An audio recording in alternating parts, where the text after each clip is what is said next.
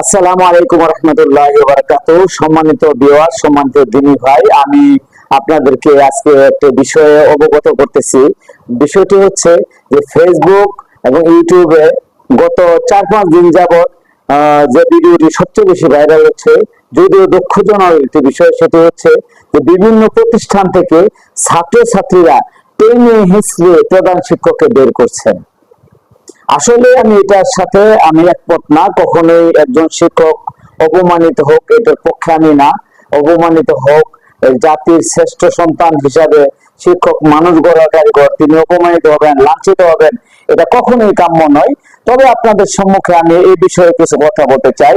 বিষয়টি হচ্ছে, এটা আসলে একদিনের বিষয় না, অনেক দিন, বহু দিনের, প্রায় 1-1.5 যুগের ক্ষোভ মানুষের ভিতরে।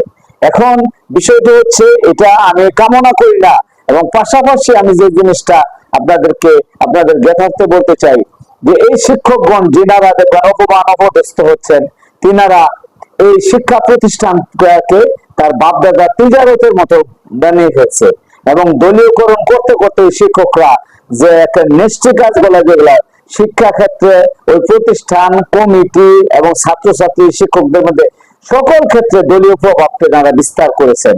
তো দলীয় প্রভাব বিস্তার করার কারণে আমরা খেয়াল করছি যে ওনারাই ঠিক অপমানিত হচ্ছেন।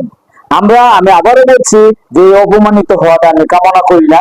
একজন শিক্ষক অপমানিত হবে কেন? কিন্তু পাশাপাশি শিক্ষকদের বুঝতে হবে, উপলব্ধি করতে হবে, আপনারা জাতির শ্রেষ্ঠ সন্তান, মানুষ গড়ার কারিগর, এইসবে কেন জড়ান?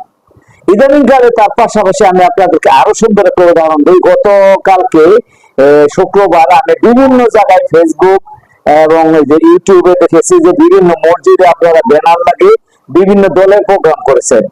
এটা জেনে করেছেন। আমি মনে করি যে আপনাদের জন্য, যদি এটা আপনারা করতে থাকেন, বিগত 15 বছর যেগুলো হয়েছে, মসজিদ কমিটি, মাদ্রাসা committee, school committee, college committee, এই সকল কমিটিতে দলীয়করণ করতে করতে দলীয় যে সর্বনিম্ন যে ক্যাটাগরি নোংরামি কাজগুলো, এগুলো আপনারা এই সমস্ত সরকারি প্রতিষ্ঠান, শিক্ষা প্রতিষ্ঠান, ধর্মীয় প্রতিষ্ঠান, সামাজিক প্রতিষ্ঠানগুলোতে আপনারা এগুলো ব্যবহার করার কারণে আজকে কিন্তু আপনাদের অপমান অপদস্থ হতে হচ্ছে। তো অনুরূপ ভাবে গতকালকে যেনারা দেখেছি যে বিভিন্ন জায়গায় মসজিদের মধ্যে দলীয় ব্যানারটা নিয়ে, সেটা বিএনপি হোক, আওয়ামী লীগ হোক, জাতীয় পার্টি হোক, জামাত ইসলাম হোক, ইসলামী ঐক্যজোট হোক, বা ইসলামী আন্দোলন হোক, যে দলই হোক, দলের ব্যানার লাগায় যখন মসজিদে আপনি প্রোগ্রাম করবেন, এবং প্রতিপক্ষ লোক অবশ্যই থাকবে, কারণ বাংলাদেশের কোনো মানুষই একমতের হইতে পারে না, সকল লোক একমতের না, ভিন্ন মতাবলম্বীরা থাকতেই পারে, তাদের মনে একটা ঈর্ষা হইতেই পারে, এবং সে সুযোগ মতো ঠিকই কাজে লাগাবে এই সুযোগকে।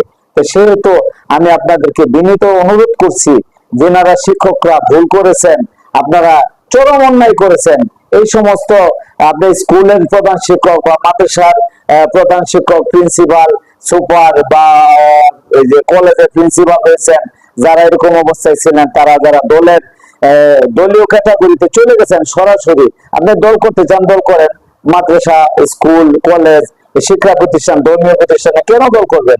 এর বাহিরে করেন।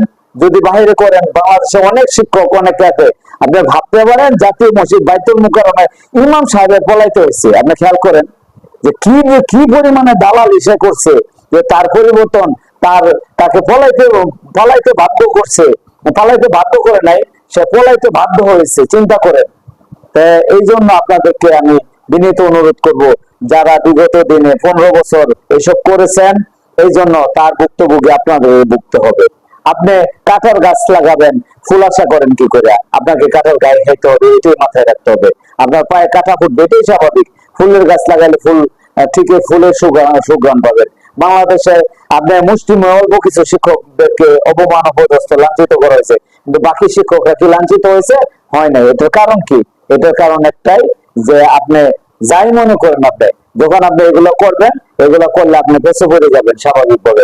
এখন যারা আছেন, এখন দেশে জাতীয় সরকার ক্ষমতায় রয়েছে, আগামী দিনেও যারা যে সরকার আসবে, তাদেরকেও আমি বিনীত অনুরোধ করতেছি, আপনারা মসজিদ, মাদ্রাসা, স্কুল, কলেজ, এগুলা থেকে, আপনাদের দলীয় কর্মকাণ্ড থেকে, যারা এই সমস্ত দায়িত্ব রয়েছেন, তারা দলীয় কর্মকাণ্ড থেকে বিরত থাকবেন। আর তারপরে স্বাধীনতা আছে, একটা স্কুলের শিক্ষক, মাদ্রাসার সুপার বা প্রিন্সিপাল, কলেজের প্রিন্সিপাল, মসজিদের ইমাম সে রাজনীতি করতে পারে, রাজনীতি করা নিষেধ না, রাজনীতি করবেন, কিন্তু রাজনীতি আপনি রাজনীতির প্ল্যাটফর্মে করবেন। আপনি আপনার মসজিদে কেন রাজনীতি নিয়ে আসেন? মসজিদে মাস শেষে আপনাকে সামাজিক ভাবে আপনাকে বেতন দেওয়া হচ্ছে, বেতন নিয়ে আপনি চুপচাপ ওইখানে বসে থাকেন না। আপনাকে কে বলছে মসজিদের ভিতরে রাজনীতিকে নিয়ে আসতে? এবং রাজনীতিকে নিয়ে আসার কারণে অপমান অপদস্থ করবেন। মুগ্ধা, আরেকটা কথা আমি সবসময় বলি, easy to say but difficult to do. মুখে বলা খুব সহজ, করা খুব কঠিন। মাইক পাইছেন, মাইক পাইলে মসজিদে আপনি যা তা বলবেন, যাকে তাই ইচ্ছা তাকে, যা ইচ্ছা তাকে বলবেন, ইমামতি করবেন, ন্যূনতম শিষ্টাচার আপনার কথাবার্তার মধ্যে থাকবে না। এবং যদি এটা না থাকে, আগামী দিন মনে রাখবেন যে আপনাকেও এক সময় এই সেম অবস্থায় যেতে হবে। বাইতুল মুকাররমের খতিব ইমাম সাহেব যদি পালাইতে হয়, তাহলে আপনার মতো ইমাম মুয়াজ্জিন, ছোটখাটো মসজিদের ইমাম মুয়াজ্জিন, আপনাকেও পালাইতে বেশি দেরি হবে না। আপনি বলতে পারেন যে আপনি এই কথাগুলো বলতেছেন, হ্যাঁ আমিও বিএনপির একজন সক্রিয় কর্মী, সরাসরি ছাত্র দল করে আসছি, স্বেচ্ছাসেবক দল করছি, এখনো বিএনপি রাজনীতিতে সক্রিয়। তা আমি তারপরে এই কথাগুলো বলছি যে বিশেষ করে ধর্মীয় প্রতিষ্ঠান, শিক্ষা প্রতিষ্ঠান, সামাজিক প্রতিষ্ঠান সহ বিভিন্ন স্বায়ত্তশাসিত বা সরকারি প্রতিষ্ঠানে এই দলের আজ্ঞাবহ হয়ে আপনারা এই সমস্ত কাজগুলো করবেন না, এগুলো থেকে বিরত থাকবেন। বিরত থাকলে ইনশাল্লাহ আমরা সকলে নিরাপদ থাকবো। আমাদের যে 15 বছরে এই দেশের যে পরিমাণ ক্ষয়ক্ষতি হয়েছে রাজনৈতিক ভাবে, অর্থনৈতিক ভাবে, সামাজিক ভাবে, হ্যাঁ দলীয়করণ হওয়ার কারণে, দলের নোংরামি করার কারণে দলের দেশের যে অবস্থা হয়েছে, এখান থেকে দেশকে একটি সুন্দর বাংলাদেশ উপহার দেওয়ার জন্য সকলকে ঐক্যবদ্ধভাবে কাজ করবেন এবং সকল ক্ষেত্রে দলকে টানবেন না, এই আশাবাদ ব্যক্ত করে আমি আমার কথা শেষ করছি। ভালো থাকবেন, সুস্থ থাকবেন, সুন্দর থাকবেন। হাজা ওয়া আখিরু দাওয়ানা আলহামদুলিল্লাহি রাব্বিল আলামিন। আসসালামু আলাইকুম ওয়া রাহমাতুল্লাহি ওয়া বারাকাতুহু।